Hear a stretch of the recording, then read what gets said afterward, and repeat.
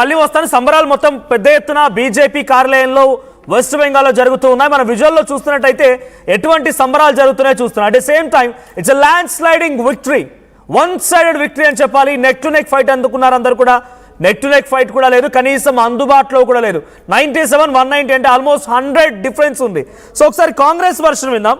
లింగమేర గారు, so Congress reaction ఏంటంటే, తృణమూల్ కాంగ్రెస్ మీరు ఇండి బ్లాక్లో ఒక కీలకమైన పార్టీగా భావించారు. ఆ తర్వాత ఏం జరిగిందో తెలీదు, మీరు ఒంటరిగా పోటీ చేశారు, వాళ్ళు ఒంటరిగా పోటీ చేశారు. ఇక్కడ జరిగిన పోటీలో ఆఖరికి వస్తే రెండు పార్టీలు డమాల్ అయిపోయాయి. కొత్తగా అక్కడ బీజేపీ ఆవిష్కరించింది. బీజేపీ అక్కడ ఆవిర్భవించడాన్ని, ప్రభుత్వాన్ని ఏర్పాటు చేయడాన్ని మీరు ఇండి బ్లాక్ ఒక విఫలంగా చూస్తున్నారా, లేదా కేవలం తృణమూల్ కాంగ్రెస్ విఫలం మాత్రమేనా?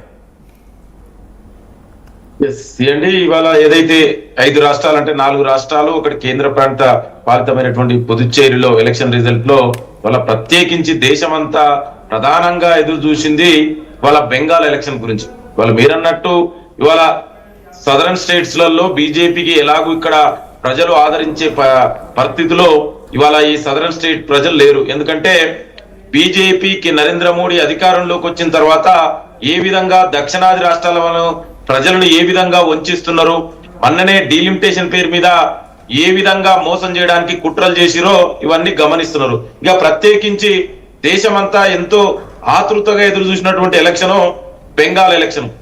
ఇవాళ బెంగాల్లో వాళ్ళ మమతా వర్సెస్ నరేంద్ర మోడీగా ఇవాళ ఎలక్షన్ జరిగింది. అంటే ఇవాళ ఏనాడు కూడా బీజేపీ నాయకులు కానీ, ప్రధానమంత్రి, కేంద్ర మంత్రులు ఇవాళ 12 సంవత్సరాలుగా కేంద్రంలో అధికారంలో ఉండి మరి మేము బెంగాల్ కానీ మిగతా రాష్ట్రాలకు కానీ ఏం చేసినామని, అభివృద్ధి గురించి కానీ, సంక్షేమం గురించి కానీ ఎక్కడైనా బీజేపీ నాయకులు మాట్లాడారండి? ఎంతసేపు విభజన రాజకీయాలు, విద్వేష రాజకీయాలు, హిందూ ముస్లిం. ఇవాళ గతంలో ఇక్కడ ఓటమిని తృణమూల్ కాంగ్రెస్ ఓటమిగా చూస్తున్నారా, ఇండి బ్లాక్ విఫలం ఓటమిగా చూస్తున్నారా? మీరు ఏదైతే ఒక ఇండి బ్లాక్ ను పెట్టుకున్నారో బీజేపీని ఓడించడం కోసం, ఇప్పుడు అది విఫలమైందా? దానికి అనేక కారణాలు. బెంగాల్ ఎలక్షన్ రిజల్ట్స్ గురించి కనుక మనం మాట్లాడితే దాంట్లో చాలా కారణాలు. ఎస్, ఆబ్వియస్ గా ఇవాళ థర్డ్ టైం అంటే 15 ఇయర్స్ నుంచి మమత రూల్ చేయడం, అదే విధంగా ఇవాళ బీజేపీ ఏ విధంగా చేసింది అనేది మనం ఎలక్షన్ మేనేజ్మెంట్ ఎట్లా చేసిందో ఒకసారి మనం మాట్లాడుకోవాలి కదా. ఇవాళ నరేంద్ర మోడీ బీజేపీ నాయకులు ఎలక్షన్ లో పోటీ చేయలే. Election commission of India, central forces, కేంద్ర మంత్రులు, అదే విధంగా ఎస్ఐఆర్ పేరుతోటి 29 లక్షల ఓట్లు తీసేయడం, ఇవన్నిటి కూడా అక్కడ కేరళలో కూడా అందరూ పోటీ చేసిరా? కేరళలో అందరూ పోటీ చేసిన తర్వాత యూడీఎఫ్ అధికారంలోకి వచ్చిందా?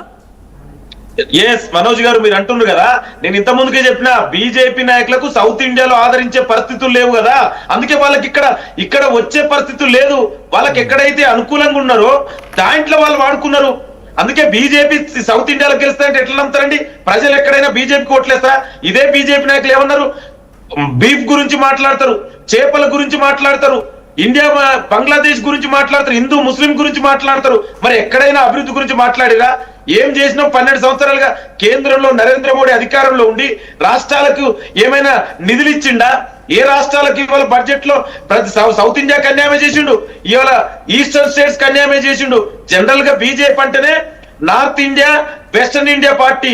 ఇవాళ నీకు ఈస్టర్న్ స్టేట్ లో ఈ విధంగా ఇవాళ అస్సాం ఎలక్షన్ లో చూడండి, ఇవాళ 2 సార్లు, ఇప్పుడు థర్డ్ టైం.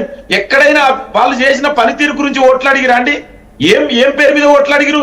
విద్వేష రాజకీయాలు, మతం పేరు మీద రాజకీయాలు, చేపల పేరు మీద రాజకీయాలు. ఏందండి ఇది?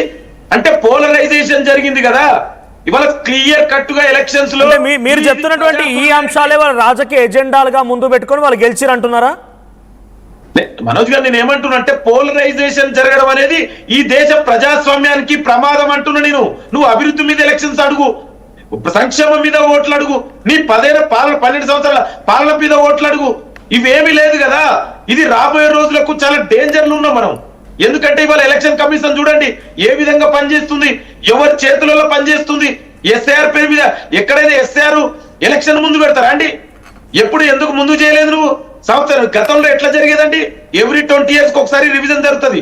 ఎప్పుడు కనీసం 3 years బిఫోర్ ఎలక్షన్స్ కు జరుగుతుంది.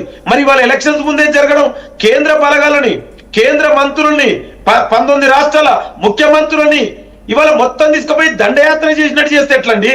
అసలు ప్రజాస్వామ్యంలో ఇది ఎక్కడ? ఒక్కసారి బీజేపీ వర్షం కూడా వింటాను మీ క్వశ్చన్స్ నుంచి. కృష్ణకాంత్ గారు, what do you say? Sir first of all ఓడిపోయిన వాళ్ళు ఇక 100 రీజన్లు చెప్తారు. మేము వాళ్ళలాగా వాళ్ళ పార్టీలాగా ఈవీఎంల మీద వాటి మీద election commission of India which is a independent constitutional body ఏదైతే రాజ్యాంగబద్ధంగా రాజ్యాంగ పరంగా ఇండిపెండెంట్గా దాని పవర్స్ని పెట్టుకొని ఫామ్ అయిందో వ్యవస్థలకి పార్టీలకి వాటికి సంబంధం లేకుండా దాన్ని కూడా ఇవాళ రోజు వీళ్ళు నిందలు వేస్తున్నారు. అంటే వాళ్ళ పాపం దిగజారుడు రాజకీయాలు ఎంతవరకు వెళ్ళిపోయినా మనకు తెలుస్తుంది. Sir saying that first and foremost thing SIR అనేది రాజ్యాంగబద్ధంలో కాన్స్టిట్యూషన్ ఆఫ్ ఇండియా ప్రొవైడ్ చేసిన ఒక పవర్ అది. దాని పేరు ఎస్ఐఆర్ అని పెట్టుకుంది ఎలక్షన్ కమిషన్ ఆఫ్ ఇండియా ఈసారి. కానీ ప్రతిసారి చేసే సెన్ససే, ప్రతిసారి ఎలక్షన్స్ ముందు అందరికీ చేసే సెన్ససే ఎంతమంది ఉన్నారు ఎంతమంది లేరు ఏంటని. కాకపోతే ఈసారి నిర్దిష్టంగా 100% చేయాల్సి వచ్చింది సార్. ఎందుకంటే ఎలక్షన్ కమిషన్ ఆఫ్ ఇండియా దగ్గర బలమైన సాక్ష్యాధారాలు ఉన్నాయి. వెస్ట్ బెంగాల్లో వలసదారులు ఇల్లీగల్ ఇమిగ్రెంట్స్ ఈ చొరబాటుదారులు చాలా మంది ఉన్నారు బంగ్లాదేశ్ నుంచి, being a border state west Bengal. So చాలా మంది ఉన్నారు. ఖచ్చితంగా వాటి కేంద్ర ప్రభుత్వాన్ని